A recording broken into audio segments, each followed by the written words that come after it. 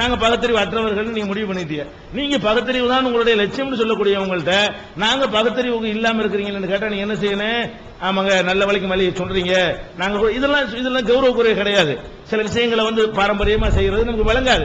இந்த பொங்கல் கூட இப்ப சொல்லும் போதே சில உங்களுக்கு மாற்றங்கள் வந்திருக்கு.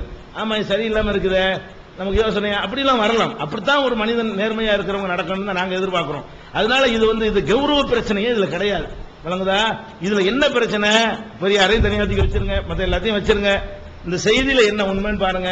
பொங்கல் கொண்டாடுறது அந்த பார்ப்பனர்களுக்காகவே இருக்கட்டும், இருந்தா கூட மாட்டுக்கு நன்றி செலுத்தல் அவர் சொல்லியிருக்க கூடாது அப்படின்னு நீங்க சொல்லணும். சூரியனுக்கு நன்றிங்கிறது அது பகுத்தறிவு வார்த்தை இல்ல, அது தப்பு. அந்த வாதம் தப்பு. பொங்கல் பண்டிகை நாங்க இதுதான் கொண்டாடுறோம், அது ஒரு ஆன்சர் ஆயிருமா இல்லையா? அப்ப அவர் செஞ்ச தப்புன்னு சொல்ல உங்களுக்கு நான் எழலன்னு அதுக்கு என்ன அர்த்தம் நான் கேட்கிறேன். அவர் சொன்ன அந்த காரணம் தவறு என்று சொல்வதற்கு உங்க நாவு எழவில்லை என்றால், அப்ப அந்த இடத்துல நீங்க உங்களுக்கு சிந்தனைக்கு நீங்கள் திரை போட்டீங்களா, சுதந்திரமா விட்டுருக்கீங்களா? மதவாதிகள் மாதிரி தான் நீங்க இருக்கிறீங்க. நீங்க கேட்கிற கேள்விக்கு உகந்தவர்களா நீங்க இருக்கணும். அந்த ஒரு அறிவுரையிலான இந்த ஒரு கேள்வியை கேட்கிறோம். இந்த துர்நுரையும் மதுவையும் சம்பந்தப்படுத்துறாங்கன்னு கேட்கிறாரு. அதுக்கு மேல சம்பந்தப்படுத்தலாம் நான் சொல்லுவேன். ஏன்? நீங்கள் புற செயல்களை விட அறிவை பாதிக்கிற விஷயம் தான் ஃபர்ஸ்ட். நீங்களே அதான் சொல்றீங்க, மூளை தான் முக்கியமானது. திருநூறுல சாம்பல் மேட்டரா மட்டும் நீங்க பாக்குறீங்க. சாம்பலா மேட்ரு?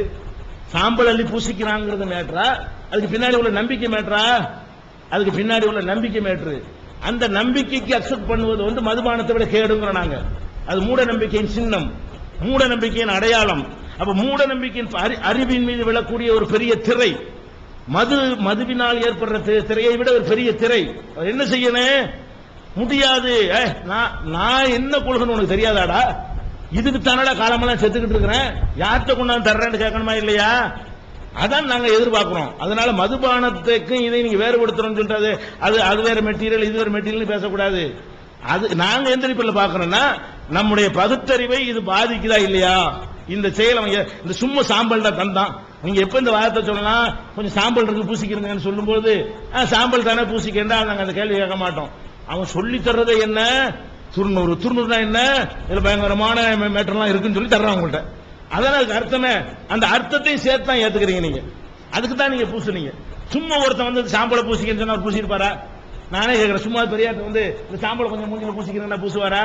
அப்ப சாம்பல் மேட்டரா? அது வேற பக்தி மேட்டரா? அதனாலதான் நாங்க என்ன செய்யறோம்? தீமை அதான் பெரிய தீமை. நீங்க சரிங்க, மதுபான தீமை, திருடுற தீமை, விபச்சார தீமை எல்லாம் தீமையை விட மூளையுடைய சிந்தனை மழுங்க செய்யற தீமை இருக்க, அதுதான் ஆபத்து. அனைத்து தீமைக்கு ஆணி வேறு. அதுக்கு நம்ம இடம் கொடுக்க கூடாது. அதனால நாங்க என்ன செய்ய மாட்டோம்? பூஜை செஞ்ச பொருளை கொண்டாந்தா நாங்க வாங்க மாட்டோம் முஸ்லிம்கள். ஏன்? அது பொரிதானே, அது கொண்டக்கல்ல தான். அதான் நீ கொண்டக்கல்லன்னு சொல்லி கொடு, அதுல என்னமோ இருக்குன்னு கொடுத்தா வாங்க முடியாது, எங்களை ஹராம் அப்படின்னு நாங்க சொல்லுவோம். ஏன்? நாங்க எதை நம்புறோமோ அதில் நாங்கள் உறுதியானவர்களாக இருக்க வேண்டும். அதான் சரியான பகுத்தறிவு. அப்ப அதுக்கு தான் நாங்க என்ன செய்யறோம்? இப்படி எல்லாம் நீங்க கேட்கலாமான்னு நல்லா யோசிச்சு பார்க்கணும். எதுக்கு நம்ம புண்படுத்துற விஷயமே இல்லை. இப்ப வாதத்து நாங்க என்ன நினைச்சோம்னா, இது நீங்க புதுசா சந்திக்கிறனால உங்களுக்கு அப்படி தெரியுது.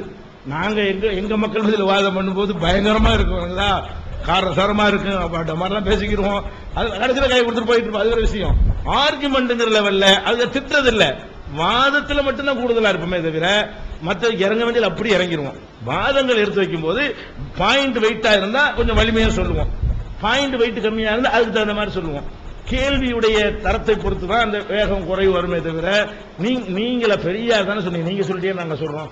பெரியார் இப்படி சொன்னது தவறு என்று ஒரு கருத்தை விமர்சனம் பண்ணுவது கூட உங்களுக்கு புண்படுத்துமான என்ன அர்த்தம்? அதுக்கு ஆன்சர் பண்ணுவதற்கு கூட உங்களுக்கு வேற மாதிரி அதை சிந்தித்து அதுக்கு என்ன அர்த்தம்? அதான் அதுல உள்ள விஷயம். அதனால தயவு செய்து நீங்க எல்லா மத்த கூட்டங்கள் மாதிரி எங்களை நினைக்காதீங்க. பண்பாட்டுல அவ்வளவு பேருக்கு இந்த மாதிரி நீங்க பார்க்கவே மாட்டீங்க. நாங்க செஞ்ச தப்பு என்று நாங்களே ஓட்டெடுப்பு நடத்தி நாங்களே ரிசல்ட் சொல்லக்கூடிய ஒரு கூட்டத்தை நீங்க எங்கேயும் பார்த்திருக்க முடியாது. அந்த மாதிரியாக நாங்க எங்களுடைய செயல்பாடுகளை வைத்திருக்கிறோம். அதனால நீங்க என்ன செய்யுங்கன்னா, மனிதன் தவறு செய்யறவன் தான் எந்த அறிவாளியா இருந்தாலும். அப்ப நீங்க இதை ஒரு பாடமா எடுத்துக்கொண்டு சரிங்க லிஸ்ட்களை போடுங்க. நாங்க நீங்க சொல்லுவது நாங்க பரிசீலிக்கவாவது செய்யறோம் ஒரு வார்த்தையை போட்டீங்கன்னா நீங்க பாட்டு பதிலே சொல்ல வேணாம், உங்க லிஸ்ட்ல மொத்தமா போடுங்க, நாங்க பரிசீலனை பண்ணி இதுல ஏற்கத்தக்கது இல்லாட்டி நாங்க டிக்ளேர் பண்றோம்னு சொன்னீங்கன்னா அது எவ்வளவு சிறந்ததா இருக்கு. உண்மையில அவங்களுக்குள்ள ஆன்சர் இல்லாம தான் இருக்குது. அந்த இடத்துல நான் இருந்தாலும் அதுக்கு ஆன்சர் பண்ணி நியாயப்படுத்த முடியுமா? யாரை கொண்ட தப்பை யாரால நியாயப்படுத்த? சரியா இருந்தா தான் நியாயப்படுத்த முடியும். இந்த காரணம் அவர் சொன்ன ஏத்துக்கிற முடியாது, திருநூறு பூசணம் ஏற்றுக்கொள்ள முடியாது, கல்யாணத்தை பற்றி அவர் சொன்ன கான்செப்ட் ஏற்றுக்கொள்ள முடியாது. ஆமாங்க, நீங்க சொல்ற சரியா தெரிகிறது. நாங்கள் பரிசீலனை பண்ணி இதுல எந்த பதிலும் இல்லை என்று சொன்னால் நாங்களே தவறு என்று டிக்ளேர் பண்ணுவோம். நாங்க பதிலே சொல்லுங்க, பட்டியலாம் போடுங்கன்னு சொன்னா இன்னும் எவ்வளவு சிறப்பானதா இருக்கு. அப்படித்தானே செய்யணும். சில விஷயங்கள் நீங்க யோசிக்கத்தக்க டைம் எடுக்கலாம். அப்படி அந்த மாதிரி கூட நீங்க சொல்லாம இப்படி போனா என்ன அர்த்தம்? அதனால இந்த வருத்தப்படுறது அதுக்கெல்லாம் நீங்க இடம் கொடுக்க வேண்டாம். எப்போதும் உங்களை பழையபடி அதே மாதிரி வேகமாக பேசுங்க, அதே மாதிரி இது பண்ணுங்க. டைம் இருக்கா சொல்லுங்க.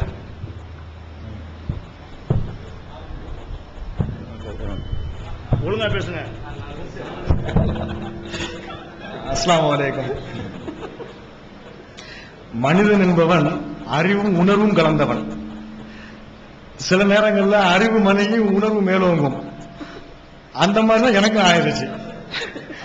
நானும் முதல் அவங்கள்ட்ட மன்னிப்பு கேட்டுக்கிறேன். எங்களுடைய அவையின் சார்பாக அனைவரும் மன்னிப்பு கேட்டார்கள். என்னுடைய அவையின் தலைவரும் கேட்டார். நானும் தனிப்பட்ட முறையில் உங்களை ஒவ்வொருவரிடத்தும் நான் மன்னிப்பு கேட்டுக்கொள்கிறேன். அதை நான் சொல்லியிருக்க கூடாதான். நான் முதல்ல சொல்லும்போது சொன்னா கண்ணியமான நடக்க முயற்சி பண்ணணும். நான் கண்ணியமாக நடக்கக்கூடியவர்கள் தான். ஆனா அந்த நேரத்தில் நான் கண்ணியம் தவறி நடந்து விட்டேன், மன்னிச்சுக்கிறேங்க. ஆனா அதுக்கு எந்த காரணமும் சொல்லக்கூடாது. இருந்தாலும் நீங்க எங்களையும் மனசு புண்படுத்துற மாதிரி நான் வார்த்தைகளை எங்களை வெளியே உள்ளவங்க தான் எங்களை புரிஞ்சுக்கிறாம தீவிரவாதின்னு சொல்றாண்டா, நீங்களும் எங்களை தீவிரவாதிங்கிற மாதிரி சித்தரிக்க தோணுனீங்க. அதுதான் எங்களை புண்படுத்துது. மற்ற கொள்கையை சார்ந்தவர்களை விட நீங்கள் கடவுள் மறுப்பு கொள்கையில் இருக்கக்கூடிய நீங்கள் தான் எங்களோட பல விஷயங்களை ஒத்து போயிருக்கீங்க. மூட நம்பிக்கைகளை எதிர்ப்பதாகட்டும், புரோகிதத்தை எதிர்ப்பதாகட்டும், வரதட்சணை சமுதாய கொடுமைகளை எதிர்ப்பதாகட்டும், இதுல எல்லாம் உங்களுக்கும் எங்களுக்கும் நிறைய ஒற்றுமைகள் இருக்குது. இன்னும் சொல்ல போனா ஆரம்ப காலம் முதலே உங்களுடைய மூத்த தலைவர்களுக்கும் எங்களுடைய மூத்த தலைவர்களுக்கும் மிக நெருக்கமான நட்பு இருக்கு. இந்த அளவு நட்பு தொடர்ந்து கொண்டிருக்குது. இப்படி எங்களை நன்றாக புரிந்திருக்கக்கூடிய நீங்களே இவ்வாறு எங்களை பற்றி நீங்க ஒரு அவதூறான ஒரு செய்தியை சொல்வீர்களே, ஆனால் அதை ஏற்றுக்கொள்ள மனம் தயங்குது. அதான் அந்த அதிகமா இருக்கிறீங்கன்னு சொன்னாங்கல்ல, அந்த அது ஒரு அதனால அதனுடைய விளைவு தான். சரி, இப்ப விவாதத்துக்கு காரணம் சொல்றேன். தப்புதான். சரி, இப்ப அவங்க பேசும்போது இன்னும் சில தகவல்கள் சொன்னாங்க. நாங்க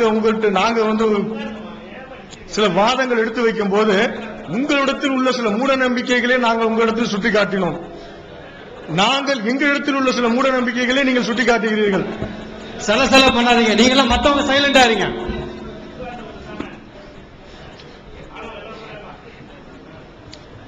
எங்களிடத்தில் உள்ள மூட நம்பிக்கையில் சிலவற்றை நீங்கள் சுட்டி காட்டுகிறீர்கள். எங்களிடத்தில் மூட நம்பிக்கை இருக்கத்தான் செய்யுது. உங்களிடத்திலும் சில மூட நம்பிக்கைகள் இருக்கிறதா நாங்க சொன்னோம்ல, அது மாதிரி இது வச்சுக்கிட்டு போங்க, ரெண்டு பேர்ட்டையும் தானே இருக்குது அப்படின்னு சொன்னாங்க. ஆனால் நீங்கள் எதை மூட நம்பிக்கை என்று சொன்னீர்களோ அதை நாங்கள் மூட நம்பிக்கை இல்லை என்று மறுத்தோம். நீங்களே பின்னால சொன்னீங்க, எந்த அமைவருல நாங்கள் விதண்டாவாதமாகத்தான் மனமுரண்டாக தான் பேசினோம் என்று சொன்னீர்கள். ஆனால் இப்போ நீங்களே ஒத்துக்கொண்டீர்கள் உங்களிடத்தில் மூட நம்பிக்கை சிலை இருக்குதுனால எல்லாத்தையுமே விடணுமான்னு கேட்டீங்க. ஆனா அதுக்கும் நீங்களே முதல் வாரத்திலே பதில் சொன்னீர்கள். ஒரு தட்டில பெரிய விருந்தை வைத்து விட்டு கொஞ்சம் கூட சாணியை வச்சா, ஏன்டா சாணியை வச்சான்னு தான் கேட்பீங்க, சாணியை பார்க்காத சாப்பாடை சாப்பிடுன்னு சொன்னா நீ ஏத்துக்கிற மாட்டேன். அந்த உதாரணத்தையும் நீங்களே தான் சொன்னீர்கள். உங்களிடத்தில் சில பகுத்தறிவான கருத்துக்கள் சில இருக்கின்றன, அதையும் மறுக்கவில்லை நாங்கள். ஆனால் மூட நம்பிக்கை கருத்துக்கள் அதிகமாக மலிந்திருக்கின்றன நாங்கள் சொல்லிக்கிட்டு இருக்கிறோம். அதை நீங்கள் கண்ணை கொட்டி கொண்டு பார்க்காம இருக்கிறது தான் தப்பு. தவறு இருக்குதுங்கிறது நம்ம மனுஷன் தவறு செய்யக்கூடியவன் தான், எல்லாத்தையும் தவறு இருக்கும். உங்களிடத்திலும் சில தவறுகள் இருக்குது, இருக்கக்கூட வாய்ப்பு இருக்குதுங்க. நீங்க உணர்ந்து நீங்கள் பார்ப்பீர்களே, ஆனால் அது போதும். எங்கள்ட்ட தவறே வராது, நாங்கள் தான் பகுத்தறிவுக்கு ஏகபோக உரிமையாளர்கள் என்ற தோரணையில் நீங்கள் நடப்பீர்களே, ஆனால் அதுதான் உங்களுடைய மூட நம்பிக்கைக்கு அடிப்படை காரணமாக அமைந்துவிடும் என்பதற்காக தான் அதை சொல்றோம். அதே மாதிரி இன்னொன்னு சொன்னாங்க, மாட்டை கும்பிடுவோம். அதாவது உங்கள்கிட்ட சிலர் விநாயகர் சதுர்த்தி ஆயுத பூஜை பண்றாங்க, அப்படி பண்பவர்கள் கிறுக்கன் அப்படின்னு சொன்னீங்க. அதே மாதிரிதான் நாங்களும் சொல்றோம், மாட்டை கும்பிடுபவன் கிறுக்கன் மடையன் என்று நாங்களும் சொல்கிறோம் என்று சொன்னாங்க. ரொம்ப நல்லது. அதுக்கு அடுத்தது இன்னொன்னு நீங்க சேர்த்து சொல்லணும். அதுக்கு நீங்க இன்னொன்னு சொல்லணும். பெரியார் சிலையை வைத்தவுடன் சிலையை பார்க்காதே கீழே என்ன இருக்குன்னு பாருங்க. கீழே என்ன இருக்குது? கடவுளை நம்புபவன் முட்டாள், அதை போதிப்பவன் அயோக்கியன்னு சொன்னீங்க. அதே அளவு கூட இதுக்கு பொறுத்துங்க. மாட்டை கும்பிடுவன் அயோக்கியன்னு சொன்னீங்கல்ல, அடுத்த வரியில மாட்டை கும்பிட சொல்லி சொன்னவன் அயோக்கியன்னு சொன்னாங்க. ஒண்ணுக்கு ஒரு அளவுகோல், இன்னொரு அளவுகோல் வைக்காதீங்க. கடவுளை நம்புவன் முட்டாள், கடவுளை போதிப்பவன் அயோக்கியன்னு சொன்ன மாதிரி மாட்டை கும்பிடுபவன் முட்டாள், மாட்டை கும்பிட சொன்னவன் அயோக்கியன்னு சொல்லுங்க. அதான் நாங்க உங்கள்ட்ட கேட்டோம். நீங்க சொல்றீங்க, நீங்க என்ன சொல்றீங்க நான் கேட்க வரல. உங்களுடைய தலைவராக நீங்க ஐயா ஐயா என்று வார்த்தைக்கு வார்த்தை மரியாதையாக அழைக்கிறீர்களே,